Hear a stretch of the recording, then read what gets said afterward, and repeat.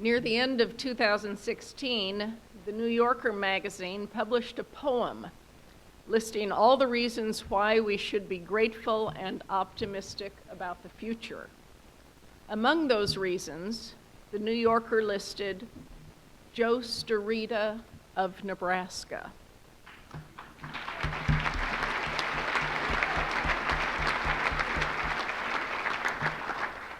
It is not surprising that a professor at the University of Nebraska College of Journalism and Mass Communications would be a talented writer admired by the writers at the New Yorker magazine.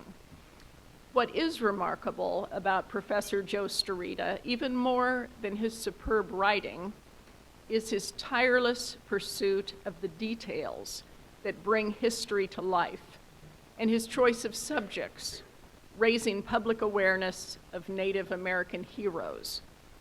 The Dull Knives of Pine Ridge, a Lakota Odyssey, I Am a Man, Chief Standing Bear's Journey for Justice, and most recently, A Warrior of the People, how Susan LaFlèche overcame racial and gender inequality to become America's first Indian doctor.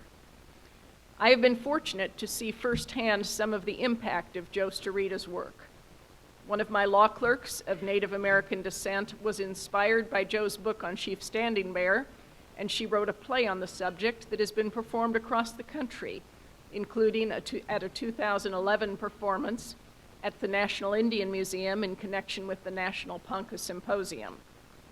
The judges of the U.S. District Court for the District of Nebraska also were inspired by Joe's work on Chief Standing Bear, so they created a permanent exhibit at the courthouse to help visitors learn about the Ponca chief and the historic habeas corpus decision in which a federal judge declared for the first time that a Native American is a person under the law. In 2013, I watched as Joe inspired hundreds of Omahans with his TED Talk, encouraging them to recognize Standing Bear in the pantheon of American heroes, along with Martin Luther King and Abraham Lincoln. And of course, I have been moved by his masterful reconstruction of history and the human experience in his books. This month, May 2017, the Center for Great Plains Studies is featuring A Warrior of the People as its book of the month. Joe Starita has succeeded in fostering a deeper understanding of our common humanity through his research, writing, teaching, speaking, and creative passion for telling stories. And it's so important that we tell stories, as our keynote speaker, Irene, reminded us earlier today. He has told stories that inspire us to be better human beings. He has also worked selflessly to help Native students attain scholarships to achieve their dreams of higher education. The New Yorker poem that references Joe Starita of Nebraska encourages action to promote peace, goodwill, and brotherly, sisterly love, as we also heard about earlier today from our keynote speaker. The poem ends, "Do not let yourselves get down. Faith's more a verb than it's a noun." Joe Starita is a teacher, author, humanitarian, and a verb, a man of action. And today we express our gratitude to Joe through the Chief Standing Bear Humanitarian Award.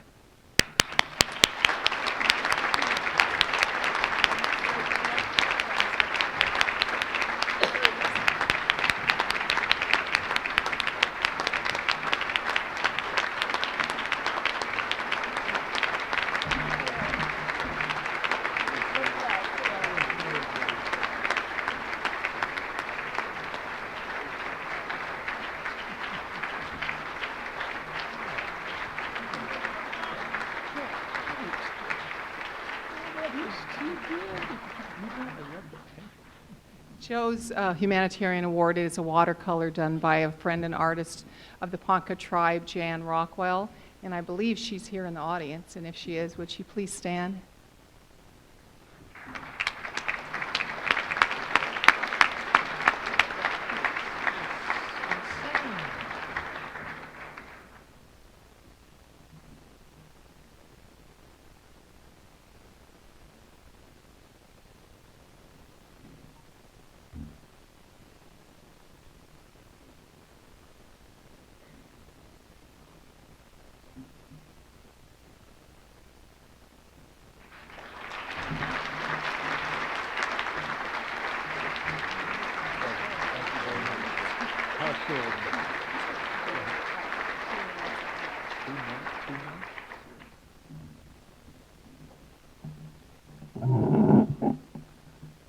Well, if I'm a verb, it also must be noted in full disclosure that I've also been called many adjectives. But I'm going to stick with the verb. I'm going to stick with the verb today.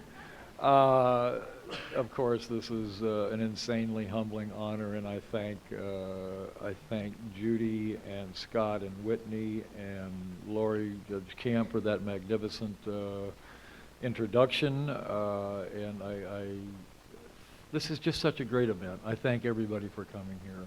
And I want to just really make sure in the couple of minutes that I have that I focus on why we're here. And we are here to celebrate two remarkable human beings. And I want to say, Wiblaha Machinaza, for showing us what it means to be human. For showing what it means to be human. For dressing up the body of your only son, a 16-year-old boy named Bear Shield, in his finest clothes, and putting him in a buffalo robe and sticking him in the back of a rickety wagon and walking 550 miles into the teeth of a howling Canadian blizzard on January 2nd, 1879. At a point when the government of the United States had entered into 371 treaties with Native people and had broken all 371. But you were not going to break your promise to your son to return his remains to your sacred burial grounds on the Niobrara River. Who does that? Who does that? Where does that courage come from? So I want to thank Standing Bear for showing us what courage can do. Wiblaha, Susan LaFleche. You ignored the insultingly low bar that had been set for you and all women in the last quarter of the 19th century. You ignored the barriers and the barricades, and you hurdled over them to fulfill your lifelong dream that you had had since you were 8 years old, growing up as a girl on the Omaha Reservation, to go back and help your people.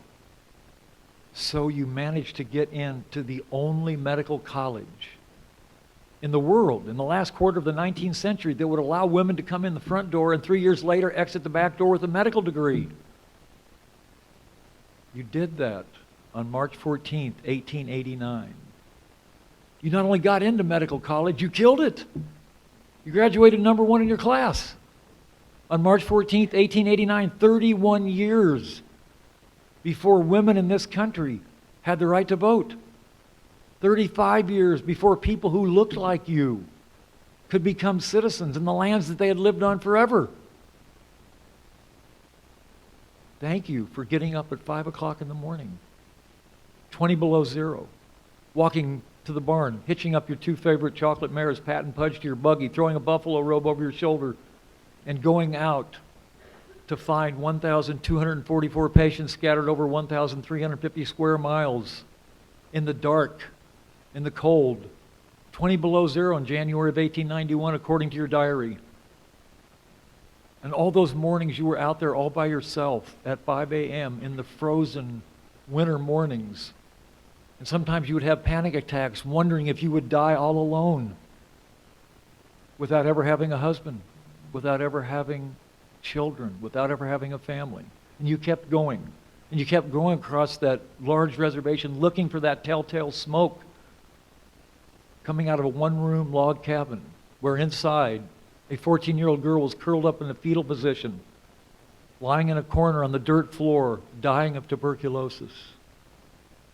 And it was your job to save her. Thank you for getting out of bed when you were racked with cancer, when you were racked with the kind of pain that nobody else would get out of bed for. And you got out of bed and you got a train and you took it to Washington, D.C., and you testified before Congress about the injustice of the government stealing your land. Where does that kind of courage come from? That's what I want everybody in this room to remember. I want all of you young people, and I mean by that everybody under the age of 70 in this room, to keep pushing back against the alternative facts, to keep pushing back against the lies, to keep looking for the truth All of you scholarship winners, your essay winners, all the amazing things that you've done. You're only 10, 12, 14, 18 years old, and you've already overcome so many obstacles. Not long ago, Marty Barron, executive editor of the Washington Post, a friend and former colleague from Miami Herald days, famously said, "Democracy dies in the darkness. Democracy dies in the darkness." So I ask all of you young people, all of you amazing scholarship winners, to keep fighting, to keep pushing for the kind of country that you want, for the kind of country that you want your children to be raised in, to keep shining the brightest, strongest light you can on those corners of injustice and inequality and incompetence, so that the darkness never comes, so that we can always remember how to celebrate what it means to be human. Do that. Do it for Standing Bear. Do it for Susan LaFleche. Thank you so much.